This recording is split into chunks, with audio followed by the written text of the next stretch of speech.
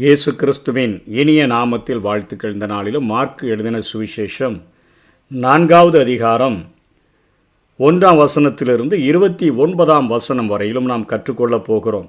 5 தலைப்புகளின் கீழாக மார்க்கு வழங்கியிருக்கிற செய்திகளை நாம் ஆராய முடியும். இந்த நாளிலே 3 தலைப்புகளின் கீழாக உள்ள செய்தியை நாம் கற்றுக்கொள்ளலாம். 1ஆம் வசனத்திலிருந்து 20ஆம் வசனம் வரையிலும் விதைக்கிறவனுடைய ஒரு ஓமையை குறித்து அவர் பேசுகிறார். 21லிருந்து 25 வரை நாம் இந்த உலகத்திற்கு வெளிச்சமாக இருக்கிறோம் என்கிற காரியத்தை கற்றுக் கொடுக்கிறார். அதனைத் தொடர்ந்து 26லிருந்து 29 வரை விதை தானாகவே முளைத்து பயிராகக்கூடிய ஓமையை கொண்டு அவர் கருத்துக்களை சொல்லுகிறதை நாம் பார்க்கிறோம். ஓமை என்ற மொழியாக்கத்திற்கு, அந்த கிரேக்க சொல்லுக்கு ஒரு காரியத்தை மற்றொரு காரியத்துடன் ஒப்பிடுதல் என்பதை குறிக்கக்கூடியதாக இருக்கிறது. தேவனுடைய ராஜ்யத்தினுடைய ஆவிக்குரிய காரியங்களை இயேசு கிறிஸ்து இந்த பூமியில் வாழ்ந்த பொழுது அதை சொன்னால் ஒன்றும் புரியாது என்று சொல்லி அவர் நாம் இயற்கையாக பார்க்கிற காரியங்களோடு கூட நமது சரீரப்பிரகாரமான காரியங்களோடு கூட ஒப்பிட்டு அவைகளை நமக்கு புரியும்படியாக பேசுகிறதை பார்க்கிறோம். பரலோகத்தை குறித்தே பேசிக்கொண்டிருந்தால் நமக்கு புரியாது. விதைக்கிறவன் என்று சொன்னால் ஒரு விவசாயியை நாம் தெளிவாக அறிந்து கொள்ள முடியும். இதிலே ஆண்டவர் தன்னை ஒரு விதைக்கிறவனாக அவர் காண்பிக்கிறார். மத்தேயு 13:37 பார்த்தோன்னு சொன்னால், நல்ல விதையை விதைக்கிறவன் மனுஷகுமாரன். நல்ல விதையை அவர் விதைக்கக்கூடியவராக இருக்கிறார். விதை என்பது தேவனுடைய வசனம் என்பதை நாம் புரிந்து கொள்ள முடியும். அதாவது லூக்கா 8:11 விதை தேவனுடைய வசனம் என்று பார்க்கிறோம். 1 கொரிந்தியர் 3:6 கூட நான் நட்டேன், அப்போலோ நீர் பாய்ச்சினான், தேவனே விளையச் செய்தார். விதையை போடுறோம், விளையச் செய்கிறவர் தேவன் என்று கொரிந்து சபைக்கு பவுல் எழுதுகிறதை பார்க்கிறோம். 9:11 1 கொரிந்தியரில், நாங்கள் உங்களுக்கு ஞான நன்மைகளை விதைத்திருக்க உங்கள் சரீர நன்மைகளை அறுத்தால் அது பெரிய காரியமோ? ஞான நன்மைகள், தேவனுடைய வசனத்தை விதைக்கிற காரியங்களை அவர் விதைக்கு ஒப்பிட்டு பேசுகிறார். பேதுருவும் கூட தன்னுடைய முதல் நிருபத்தில் 1ஆம் அதிகாரம் 23ஆம் வசனத்தில், அழிவுள்ள வித்தினாலே அல்ல, என்றென்றைக்கும் நிற்கிறதும் ஜீவனுள்ளதுமான தேவ வசனமாகிய அழிவில்லாத வித்தினாலே மறுபடியும் ஜெனிப்பிக்கப்பட்டீர்களே என்று சொல்லி பேசுகிறதை பார்க்கிறோம். இன்றைக்கு விதைக்கிறவங்க நல்ல உழுது நல்லாக பண்படுத்தப்பட்ட நல்ல உரலாம் போடப்பட்ட நிலத்தில் விதைகளை விதைப்பார்கள்.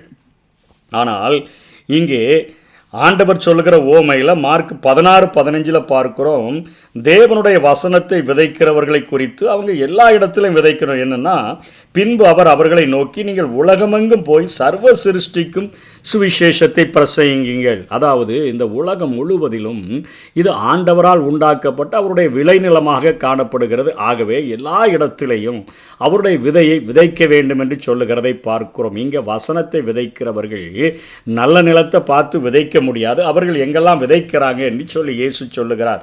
சில விதை வழி அருகே விழுந்தது, ஆகாயத்து பறவைகள், அதாவது சாத்தான் அவைகளை எடுத்துக்கொண்டு போய்விட்டான் என்று சொல்லுகிறார். சில விதை மண்ணில்லாத கற்பாறையான இடத்துல விழுந்தது. ஆழமான மண் இல்லை, பாறைகளின் மேலே கொஞ்சம் மண் இருந்ததுனால சீக்கிரமாக முளைச்சிச்சு. ஆனால் வெயில் ஏறின போது அவைகள் தீந்து போயிற்று என்று சொல்லி பார்க்கிறோம். வசனத்தின் நிமித்தம் அவர்களுக்கு உபத்திரவங்கள் வரும்பொழுது அவர்களால் அந்த வசனத்தை கைப்பிடித்து கரம்பிடித்து அவைகளை கை கொண்டு வாழ முடியாதபடி மாறிவிடுகிறார்கள் என்கிற காரியத்தையும் 7ஆம் வசனத்தில் சில விதை முள்ளுள்ள இடங்களில் விழுந்தது என்று பார்க்கிறோம். இங்கே விதைக்கும் முள்ளுக்கும் பயங்கரமான போட்டி வளர்கிறதற்கு. ஆனால் முள் வளர்ந்து அது அந்த விதை பலன் கொடாதபடிக்கு அதை நெருக்கி போட்டது என்று பார்க்கிறோம். என்ன உலகத்தினுடைய கவலை, ஐஸ்வர்யத்தின் மயக்கம் இந்த வசனத்தை விட, வசனத்தில் உள்ள ஜீவனை விட அது வேகமாக வளர்ந்து அவருடைய வாழ்க்கையில் அவர்களை அது அழித்து போடுகிறது என்று சொல்லுகிறதை பார்க்கிறோம். வசனம் 9 சில விதை நல்ல நிலத்தில் விழுந்தது, அது 30, 60, 100 பலன் தந்தது என்று சொல்லி வசனத்தை கேட்கிறவர்கள் தங்களுடைய இருதயத்திலும் தங்களுடைய மனதிலும் அதை வைத்து கொண்டார்கள் என்று சொன்னால் அவர்களுக்கு அது பலன் தரக்கூடியதாக அது காணப்படுகிறது. சில விதையானது 30 ஆண்டவருடைய வசனத்தை எந்த அளவுக்கு நாம் பயன்படுத்துகிறோமோ அந்த அளவுக்கு, ஆண்டவருடைய வசனத்தை கொஞ்சம் நிறையா தியானிச்சோன்னா 60 என்கிற ஒரு விழுக்காடை நாம் கொடுக்க முடியும். இரவும் பகலும் கர்த்தருடைய வேதத்தில் தியானமாக இருக்கிற மனுஷன் 100% பலனை கொடுக்கக்கூடியவனாக இருப்பான் என்று சொல்லி இந்த விதையினுடைய ஓமைகளை அவருடைய சீஷர்கள் புரியாமல் இருந்தபோதும் இயேசு தனிமையாக இருக்கும் பொழுது அவைகளை கேட்டு அவர்கள் அதை புரிந்து கொண்டார்கள். இயேசுவும் அவர்களுக்கு தெளிவாக விளக்கங்களை கொடுத்து அவர்களுக்கு கற்றுக் கொடுத்ததை பார்க்கிறோம். அதனைத் தொடர்ந்து 4வது அந்த அதிகாரத்தின் 21 25 வரையிலும் ஒரு காரியம் சொல்லப்படுகிறது. பின்னும் அவர் அவர்களை நோக்கி, விளக்கை தண்டின் மேல் வைக்கிறதே அன்றி மரக்காலின் கீழாகிலும் கட்டின் கீழாகிலும் வைக்கிறதற்கு கொண்டு வருவார்களா? வெளியரங்கமாகாத அந்தரங்கமும் இல்லை, வெளிக்கு வராத மறைபொருளும் இல்லை என்று சொல்லி ஆண்டவர் பேசுகிறதை பார்க்கிறோம். என்ன இதில் சொல்லுகிறார் என்று சொன்னால், மத்தேயு 5:14 வரை பார்க்கும்பொழுது, நீங்கள் உலகத்துக்கு வெளிச்சமாக இருக்கிறீர்கள். இந்த வசனங்களில் வர்ணிக்கப்பட்டுள்ள ஜனங்கள் பூமிக்கு ஆவிக்குரிய வெளிச்சத்தை கொடுக்கும் தேவனின் புதிய படைப்புகள் என்கிற கருத்துக்களை இங்கே இயேசு சொல்லுகிறதை பார்க்கிறோம். கிறிஸ்து இந்த உலகத்தில் இருந்தபோது அவரே வெளிச்சமாக இருந்தார் என்று பார்க்கிறோம். யோவான் 8:12 9:5 பார்க்கிறோம். இப்பொழுது அவருடைய பிள்ளைகள் வெளிச்சமாக இருப்பது, தங்கள் மீதுள்ள அவருடைய வெளிச்சத்தை அவர்கள் பெற்று பிரகாசிக்க வேண்டும் என்று இயேசு விரும்புகிறார். நல்ல ஆண்டவருடைய காரியங்களை குறித்து பேசுகிறவைகள், நல்ல நோக்கத்துக்காக அவர்கள் உழைக்கிறவர்களாக, நல்ல செயல்களை செய்கிறவர்களாக அவர்கள் இருந்தார்கள் என்று சொன்னால், நற்கிரியைகளை கண்டு பரலோகத்தில் இருக்கிற உங்கள் பிதாவை மகிமைப்படுத்தும்படிக்கு உங்கள் வெளிச்சம் அவர்களுக்கு முன்பாக பிரகாசிக்க கடவுது. நீங்கள் எல்லாரும் வெளிச்சத்தின் பிள்ளைகளும் பகலின் பிள்ளைகளுமாய் இருக்கிறீர்கள் என்று 1 தெசலோனிக்கர் 5:5 நாம் பார்க்கிறோம். ஆகவே இந்த உலகத்தில் இயேசு கிறிஸ்து அவர் பூமியில் இருந்த பொழுது வெளிச்சமாக இருந்தார். நாமும் இந்த பூமிக்கு வெளிச்சமாக இருக்கும்படியாக நாம் அழைக்கப்பட்டிருக்கிறோம் என்கிற கருத்தையும் இங்கே ஆண்டவர் சொன்னதை எழுதி வைத்திருக்கிறதை பார்க்கிறோம். அதனைத் தொடர்ந்து விதை முளைத்து பயிராகிற ஒரு உவமையை குறித்து 26 29 வரையும் சொல்லுகிறார். இந்த உவமை மார்க்குவில் மாத்திரம் காணப்படுகிறது. பொதுவாக நல்ல விதை நல்ல நிலத்தில் விதைக்கப்படும் பொழுது தடுக்க முடியாத விளைச்சலையும் வளர்ச்சியையும் அது உண்டாக்கக்கூடியதாக இருக்கிறது. விதைக்கிறவன் செயல்முறை அறியாமல் அவன் விதைத்தாலும் கூட அது விளைச்சலை பாதிக்காது. வளர்ச்சி மெதுவாக இருக்கலாம், ஆனால் அது இயற்கையாக தானாக நிகழக்கூடியதாக இருக்கும். தனி நபருடைய வாழ்க்கையில் அது அத்தனை உண்மையுடையது என்பதை நாம் உணர்ந்து கொள்ள முடியும். தேவனுடைய வசனமும் ஜீவனும் வல்லமையும் உள்ள ஒரு விதைக்கு ஒப்பிடப்படுகிறது. அது மனிதனுடைய இருதயத்திலும் மனதிலும் விதைக்கப்படுகிறது. மனிதன் எப்படி என்று அறியாவிட்டாலும் அல்லது காணவில்லை என்றாலும் கட்டுப்படுத்த முடியவில்லை என்றாலும் அது முளைவிட்டு அது வளர்ச்சி அடையக்கூடியதாக இருக்கிறது. விருத்தி அடைந்து அது பயிராக விளையக்கூடியதாகவும் அது காணப்படுகிறது. 1 கொரிந்தியர் 3:6-7 நான் நட்டேன், அப்போலோ நீர் பாய்ச்சினான், தேவனே விளையச் செய்தார். நாம் வசனங்களை விதைக்கிறோம்.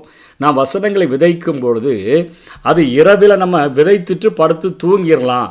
ஆனால் அதை விளையச் செய்கிற ஆண்டவர் அதனுடைய விதையிலிருந்து முளை கிளம்பச் செய்து மணலை பீரிட்டு கொண்டு அவைகள் முளைத்து அவைகள் பயிராகி அறுவடைக்கு தயாராகிற வரையிலும் ஆண்டவரே அதனுடைய காரியங்களை செய்யக்கூடியவராக அவர் இருக்கிறார். 1 பேதுருவிலேயும் 1:23-25 வரை பார்த்தோம் என்று சொன்னால், அழிவுள்ள வித்தினாலே அல்ல என்றென்றைக்கும் நிற்கிறதும் ஜீவனுள்ளதுமான தேவ வசனமாகிய அழிவில்லாத வித்தினாலே மறுபடியும் ஜெனிப்பிக்கப்பட்டீர்களே. நம்ம தண்ணீரின் மேலே ஆகாரத்தை போட்டுட்டா போதும், வசனங்களை விதைச்சிட்டா போதும், அது இருதயங்களில் முளைக்க செய்கிறது தேவனுடைய வேலை. ரட்சிப்பை அவர்களுக்குள்ளாக கொண்டு வருகிறது தேவனுடைய வேலை. ஆகவே இங்கே பேதுரு சொல்லும் பொழுது என்றென்றைக்கும் நிற்கிறதும் ஜீவனுள்ளதுமான தேவ வசனமாகிய அழிவில்லாத வித்தினாலே மறுபடியும் ஜெனிப்பிக்கப்பட்டீர்களே. 25ஆம் வசனத்தில் கர்த்தருடைய வசனமோ என்றென்றைக்கும் நிலைத்திருக்கும், உங்களுக்கு சுவிசேஷமாய் அறிவிக்கப்பட்டு வருகிற வசனமும் இதுவே. இது நற்செய்தியை பிரசங்கிக்கிறவர்களுக்கும் தேவனுடைய உண்மையை போதிப்பவர்களுக்கும் ஒரு வலுவான ஊக்கத்தை கொடுக்கக்கூடிய ஒரு உவமையாக காணப்படுகிறது. வார்த்தையின் வல்லமை மீதும் தேவனுடைய செயலாற்றலின் மீதும் அவர்கள் பெரிய நம்பிக்கையை வைத்து வசனங்களை விதைக்கும் பொழுது அநேக ஆத்துமாக்களை ஆண்டவருக்காக அறுவடை செய்ய முடியும்.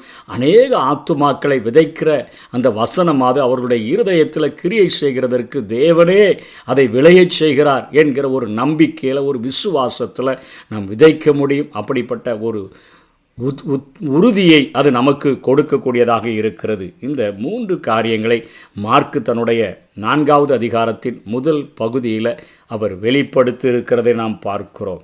இதனைத் தொடர்ந்து நாளைய தினத்தில் தேவனுடைய ராஜ்யம் ஒரு கடுகு விதைக்கு ஒப்பாய் இருக்கிறது என்பதையும், முயற்சிகள் தளர்ச்சி அடையும் போது என்ன நடக்கும் என்கிற காரியத்தையும் நாம் கற்றுக்கொள்வோம்.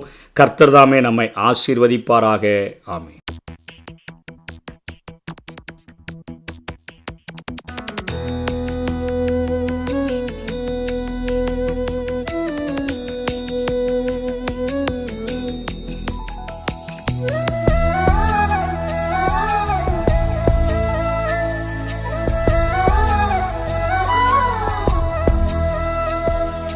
முகம் மலர்ந்து கொடுப்பவரை கர்த்தர் நேசிக்கிறார். உற்சாக மனதுடனே கொடுத்திடுவோம். முகம் மலர்ந்து கொடுப்பவரை கர்த்தர் நேசிக்கிறார். உற்சாக மனதுடனே கொடுத்திடுவோம். வருத்தத்தோடல்ல, கட்டாயத்தால் அல்ல, இருப்பதை விருப்பமுடன் கொடுத்திடுவோம். வருத்தத்தோடல்ல, கட்டாயத்தால் அல்ல, இருப்பதை விருப்பமுடன் கொடுத்திடுவோம். விதை விதைத்திடுவோம், அறுவடை செய்வோம். விதை விதைத்திடுவோம், அறுவடை செய்வோம். முகம் மலர்ந்து கொடுப்பவரை கர்த்தர் நேசிக்கிறார். உற்சாக மனதுடனே கொடுத்திடுவோம்.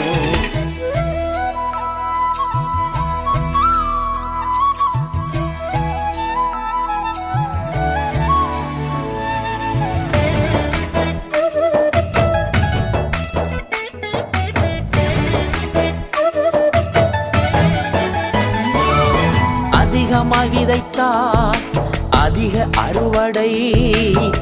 ஏழ்மை நிலையில் இருந்து இன்று விடுதலை. அளவின்றி கொடுத்து செல்வர்களாவோ, அமுக்கி குலுக்கி மடியில் அளந்து போடுவார். விதை விதைத்திடுவோம், அறுவடை செய்வோம். விதை விதைத்திடுவோம், அறுவடை செய்வோம். முகம் மலர்ந்து கொடுப்பவரை கர்த்தர் நேசிக்கிறார். உற்சாக மனதுடனே கொடுத்திடுவோம்.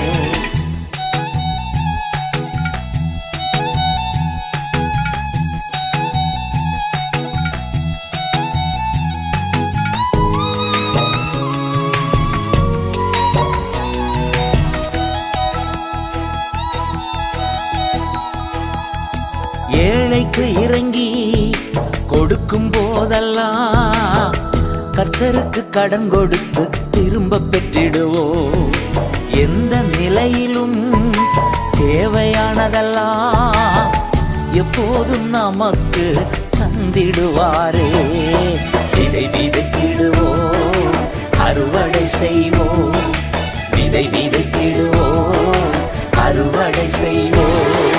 முகம் மலர்ந்து கொடுப்பவரை கர்த்தர் நேசிக்கிறார். உற்சாக மனதுடனே கொடுத்திடுவோம்.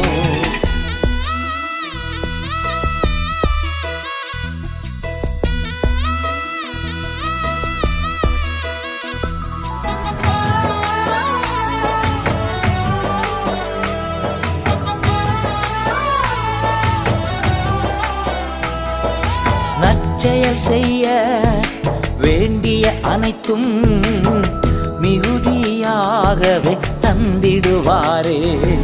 எல்லா நன்மைகளா நிரப்ப வல்லவர், குறைகளை நிறைவாக்கி நடத்திடுவார்.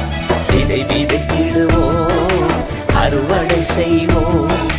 விதை விதைத்திடுவோம், அறுவடை செய்வோம். முகம் மலர்ந்து கொடுப்பவரை கர்த்தர் நேசிக்கிறார்.